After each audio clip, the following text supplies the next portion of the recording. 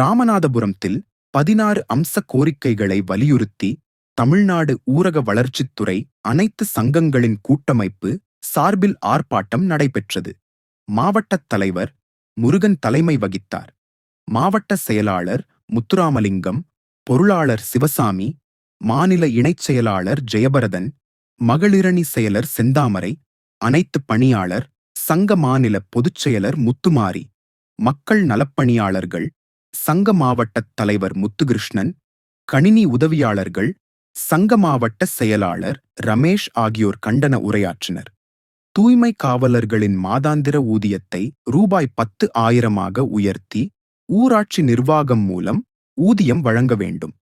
மக்கள் நலப்பணியாளர்களுக்கு 2014 ஆகஸ்ட் 19 சென்னை உயர் நீதிமன்றம் பிறப்பித்த தீர்ப்பை உடனடியாக அமல்படுத்த வேண்டும்.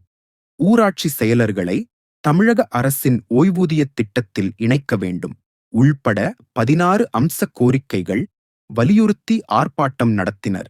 நம் நாடு டிவி நியூஸ் செய்திகளுக்காக தலைமைச் செய்தியாளர் ராமநாதபுரம் ராமு.